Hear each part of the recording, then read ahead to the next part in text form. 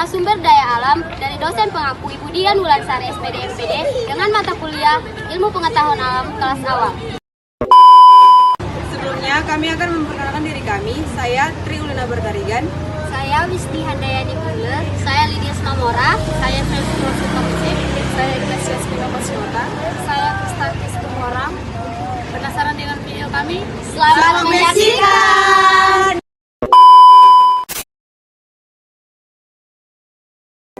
Sumber daya alam. Sumber daya alam adalah segala sesuatu yang disediakan oleh alam semesta yang dapat dipergunakan oleh manusia untuk memenuhi kebutuhan hidupnya. Bentuknya bisa berwujud barang, benda, fenomena, suasana, gas atau udara, air, dan lain sebagainya. Sumber daya alam mutlak diperlukan untuk menunjang kebutuhan manusia. Pada umumnya, sumber daya alam berdasarkan sifatnya dapat digolongkan menjadi sumber daya alam yang dapat diperbaharui dan sumber daya alam yang tidak dapat diperbaharui. Sumber daya alam yang dapat diperbaharui. Sumber daya alam yang dapat diperbaharui adalah kekayaan alam yang dapat terus ada selama penggunaannya tidak dieksploitasi berlebihan. Tumbuhan, hewan, mikroorganisme, sinar matahari, angin, dan air adalah beberapa contoh sumber daya alam yang dapat diperbaharui. Walaupun jumlahnya sangat berlimpah di alam, penggunaannya harus tetap dibatasi dan dijaga untuk dapat terus berkelanjutan. Selanjutnya, sumber daya alam yang tidak dapat diperbaharui. Sumber daya alam yang tidak dapat diperbaharui adalah sumber daya alam yang jumlahnya terbatas, karena penggunaannya lebih cepat daripada proses pembentukannya, dan apabila digunakan secara terus-menerus akan habis. Minyak bumi, emas, besi, dan berbagai bahan tambang lainnya pada umumnya memerlukan waktu dan proses yang sangat panjang untuk kembali terbentuk sehingga jumlahnya sangat. Selanjutnya, pemanfaatan sumber daya alam berdasarkan sifatnya. Sumber daya alam memiliki peranan dalam pemenuhan kebutuhan manusia, di mana pemanfaatan sumber daya alam dibagi menjadi dua berdasarkan sifatnya, yaitu sumber daya alam hayati dan sumber daya alam non-hayati. Untuk lebih jelasnya, kita bahas satu persatu. Yang pertama, sumber daya alam hayati. Sumber daya alam hayati mempunyai nilai biologi, ekonomi, dan budaya yang saling berkaitan, di mana sumber daya alam hayati diperlukan manusia untuk memenuhi kebutuhannya. Di antaranya, yang pertama, tumbuhan. Tumbuhan merupakan sumber daya alam yang sangat beragam dan melimpah. Organisme ini memiliki kemampuan untuk menghasilkan oksigen dan pati melalui proses fotosintesis. Sehingga melalui proses fotosintesis tersebut, tumbuhan merupakan produsen atau penyusun dasar rantai makanan. Yang kedua, hewan, peternakan, dan perikanan. Sumber daya alam hewan dapat berupa hewan liar maupun hewan yang sudah dibudidayakan.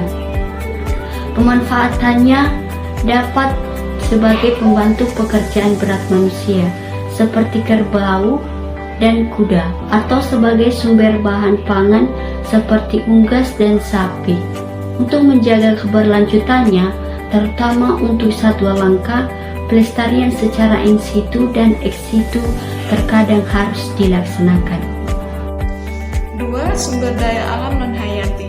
Sumber daya alam non-hayati adalah sumber daya alam yang dapat diusahakan kembali keberadaannya dan dapat dipergunakan secara terus-menerus. Contohnya yang dapat diusahakan yaitu sumber daya alam air yang dapat dipakai terus-menerus, misalnya angin, sinar matahari, dan khusus hasil tambang tidak dapat diusahakan kembali.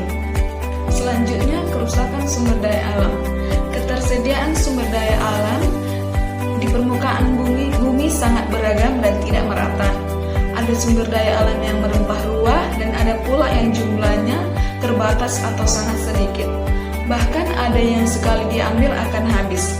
Bila terjadi ketidakseimbangan antara jumlah penduduk dan persediaan sumber daya alam, maka lingkungan hidup bisa berubah. Perubahan sebagai akibat kegiatan manusia hasilnya bisa baik, bisa juga buruk. Contohnya yaitu perubahan lingkungan ke arah yang buruk adalah pencemaran lingkungan seperti pencemaran air dan tanah. Selanjutnya yaitu pembukaan hutan dan permasalahan di bidang sosial. Umumnya kerusakan sumber daya alam diakibatkan oleh pengelolaan tanpa perhitungan. Selanjutnya yaitu cara melestarikan sumber daya alam. Yang pertama adalah menanam pohon lebih banyak. Yang kedua adalah melestarikan tumbuhan serta hewan-hewan langka. Yang ketiga adalah merawat dan menjaga hutan yang mempunyai banyak pohon untuk kehidupan. Yang keempat adalah melakukan tebang pilih dan tidak membakar hutan demi membuka lahan.